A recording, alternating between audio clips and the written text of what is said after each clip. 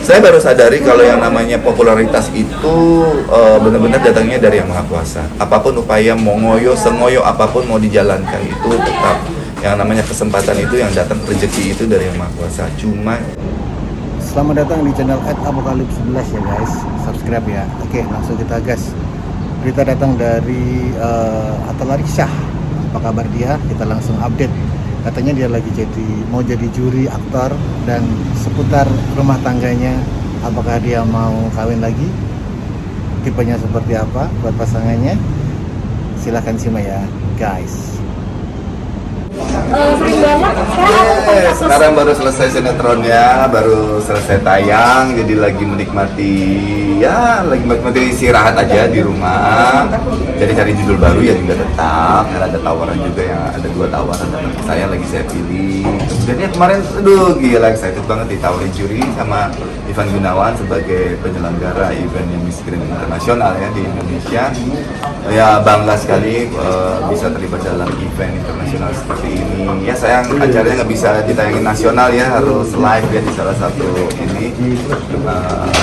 media. Terus ya seru-seru, harus menyeleksi 68 negara dari atas, ada di atas panggung ya, mereka saling pameran. Fokusnya sekarang kemana nih? Atau misalkan nanti bisa bermodeling, nyanyi atau lain-lain? Nah dong, saya kan tetap fokus saya lagi menyelesaikan karena saya akan membuat yang namanya Atta Larisha Studio, acting and modeling workshop. Insya Allah awal tahun, saya nggak mau sebut tanggal berapa, saya mau begitu siap pakai, pasti saya akan undang semua. Kenapa saya memang passion saya itu di ngajar, dan kenapa tiba-tiba diajak menjadi juri event internasional itu, karena ya berarti ada satu sisi mungkin yang dilihat sama Ivan Gunawan and tim ya, sama itu melihat mungkin ada sedikit prestasi saya di negeri ini yang bisa dilihat dan bisa menjadi motivasi orang-orang seperti itu. Jadi ya saya senang banget, dan mudah-mudahan ya saya terus lagi menggodok nih workshop saya nih, sekolah acting dan modeling saya ini gitu loh, karena saya mau bikin ciri khas tersendiri di kelas saya nanti. Mau tahu alasannya kenapa ingin bertekad gitu main aktor di serial TV kan? Dari tahun 98. Oh my god, aku nggak laku ya di layar lebar, coba kenapa sih? Nggak tahu. Kalau kerjanya kan acting juga, ya mau di TV, di mana saya nggak ada tuh TV acting untuk khusus film gimana, acting untuk TV seperti acting yang bagus yang nggak acting gitu kan. Jadi itu perjuangan dari siap masing-masing aktor. Cuma menurut saya itu cuma medianya aja sih mbak untuk berkarya. Saya merasa nyaman di dunia pertelevisian. Saya punya batasan-batas yang jelas. Kadang-kadang saya nggak tahu jiwa saya bisa bereksplorasi seperti apa untuk menerima sebuah peranan, dan saya rasa saya lebih bagus membatasi diri saya sebagai aktor untuk tetap bermain cantik, bermain aman, dalam arti kata menjaga kesusilaan khususnya. Di situ kita bisa, kalau di layar lebar itu kan lebih wow ya, misalnya kata dia itu harus total dong. Oke, emang acting gua nggak total, di TV bukan total, itu bukan berarti menurut kalau pribadi saya, kacamata saya itu seksi itu tidak telanjang gitu. Seksi itu tidak telanjang, itu aja. Jadi kalau urusannya udah terlalu vulgar, saya nggak seksi lagi buat mata saya. Nah makanya saya lebih bagus punya totalitas di actingnya daripada eksplorasi di fisiknya, seperti itu ya, nggak harus seperti itu. Tadi menarik banget untuk suka banget ngajar itu sebagai guru kah atau sebagai apa sih, fokus atau jadi guru dong, aku guru private, maksudku kan private, boleh dibilang ya setelah digodok ini kemungkinan 80% ya 70-80% saya sendiri yang pegang.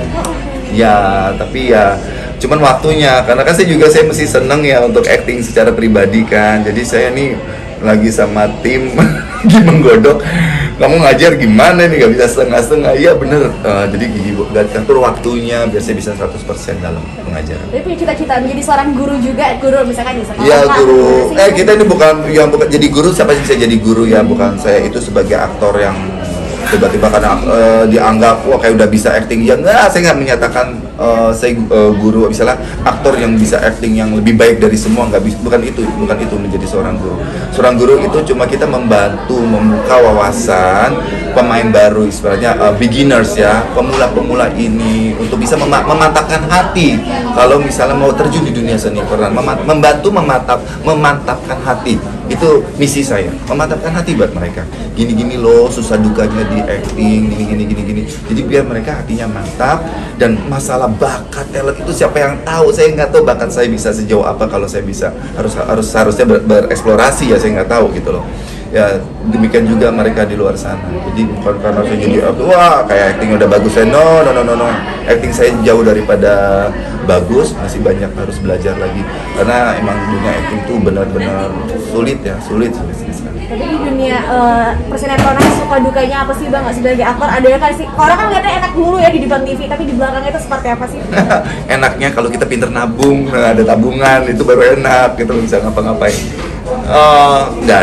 Nggak bisa di kerjaan ini kerjaan serius menurut saya, tapi fun.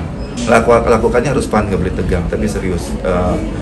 Masalah suka dan dukanya nggak ada. Dukanya itu palingnya kita jadi manusia itu mendadak harus punya privasi, kita langsung berkurang, punya gosip udah pasti nempel di kita segala macam. Jadi itu aja dukanya. Selebihnya kerjanya fun. Selama kita lakukannya dengan ya minat dan bakat kita, dengan passion kita udah pasti fun. Pernah berdebat dengan sutradara sendiri nggak?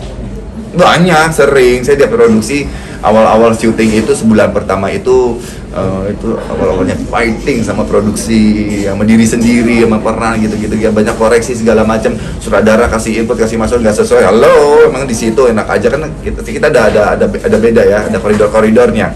Kacamata penonton, sutradara mewakili penonton, kalanya produser dan penonton, sementara kita kacamata emosional kan, acting kan jiwa kan. Menurut saya secara common sense nggak begitu, tapi kebutuhan tayangan perlunya ini, wah itu bisa beradu kayak gitu.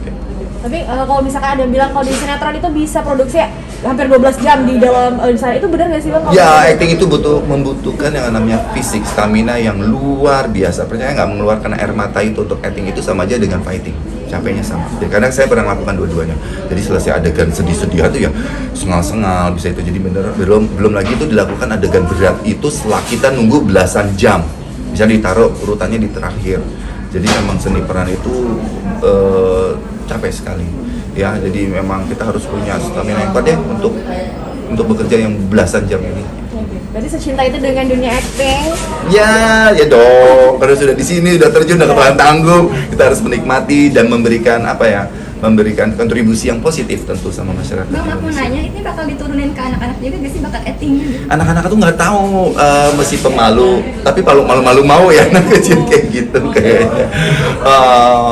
Enggak, saya nggak. Kebetulan saya juga di keluarga tidak memaksa harus jadi apa ya orang tua saya, tapi memang lihat aja darah mengalir seperti apa. Kebetulan kan papa mamanya juga di seni peran, ya mungkin bakat seni nggak bisa dibuang deh. Cuma kalau pribadi, kacamata pribadi sebagai orang tua, udah bosen kita keluarga tuh keluarga depan layar semua gitu, kecuali almarhum papa kan sutradara. Kali-kali ini cucunya dari almarhum nih ada yang di belakang layar, dia mau jadi kameramen, jadi DOP ya, jadi sutradara, mau jadi produsernya lebih bagus seperti itu.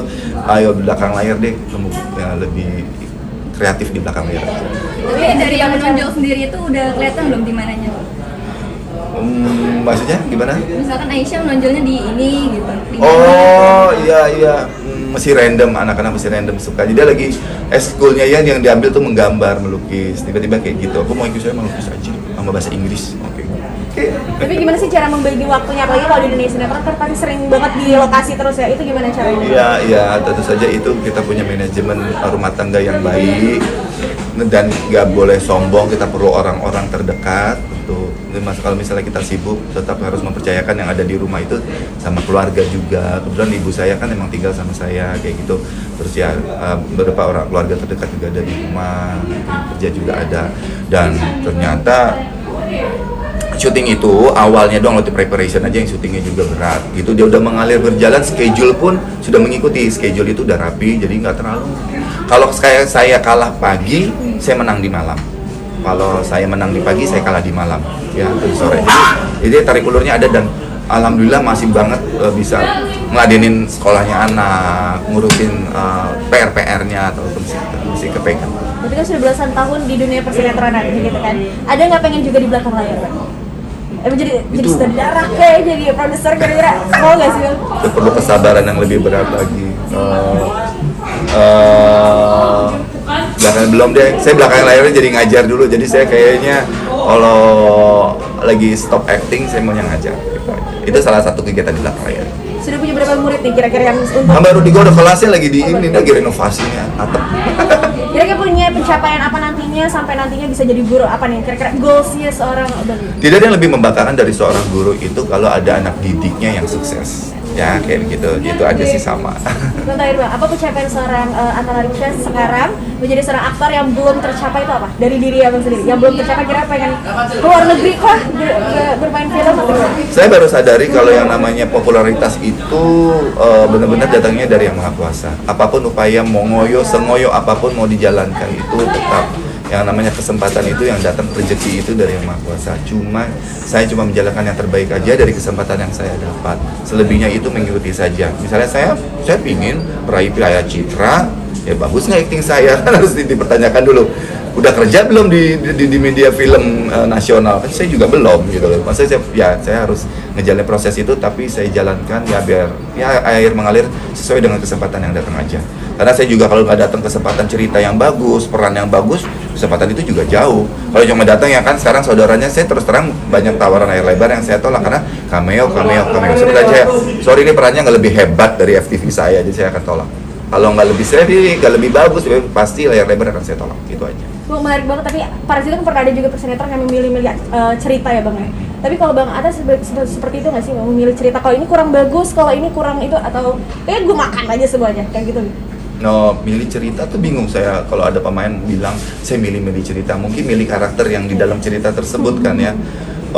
Itu kan kebebasan pribadi. Ya itu tentu dipilih-pilih. Ya kembali lagi ada batasan-batasan, ada impact-impact yang akan timbul kalau mengambil peran tersebut misalnya kayak gitu.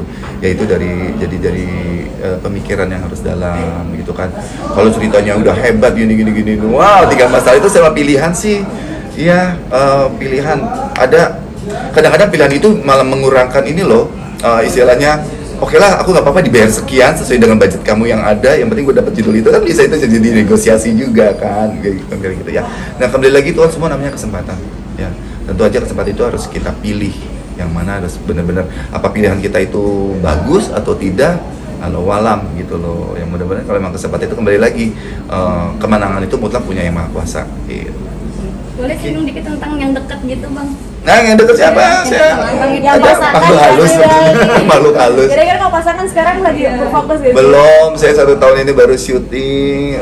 Yang deket, ya ada nggak ada sih pernah, ada nggak ada pernah. Tapi ada beberapa gitu sejumlah nama dari kalangan artis atau apa? Kalangan produser sih, bocorannya parah. Aku dekat sama seorang produser, aku juga bingung produsernya siapa. Tadi bener dong. Terus saya kerjanya saya karena dia lagi, aduh, nggak mau pacaran sama produser. Tapi punya sekarang kayak kriteria khusus gak sih untuk perempuan-perempuan yang mendekat atau yang mendekati dirimu, ada gak Mas?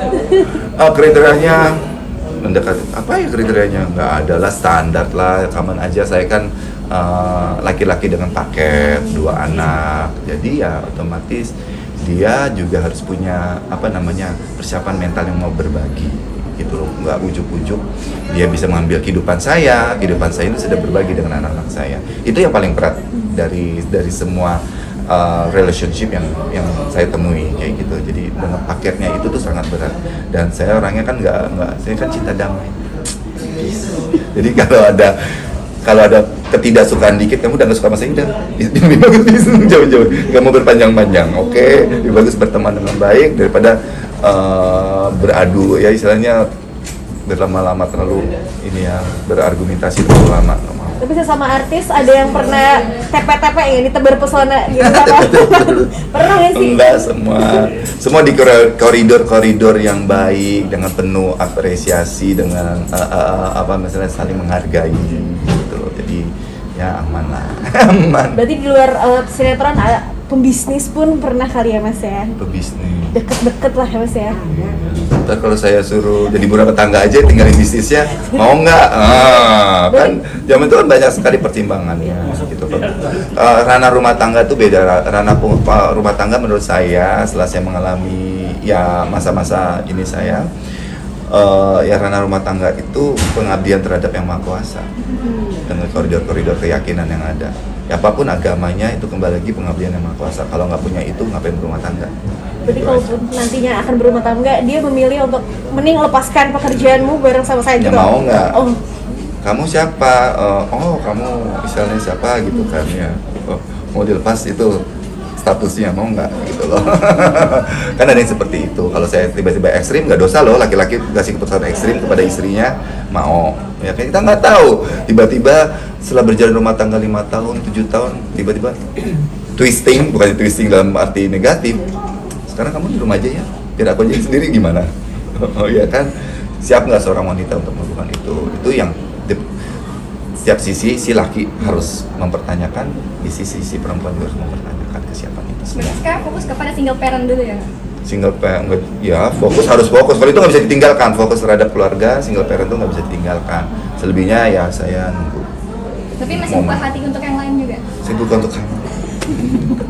berarti tapi anak bilang nggak, Pak, ayo Pak, aku pengen lihat apa, pengen sama cewek gitu, pernah nggak sih? Iya lucu banget, anakku tuh udah tahu dia papanya harus sama siapa. Kenapa nggak sih ya gitu, udah tahu. Mungkin lagi lucu-lucunya ya. Bapaknya yang keriting.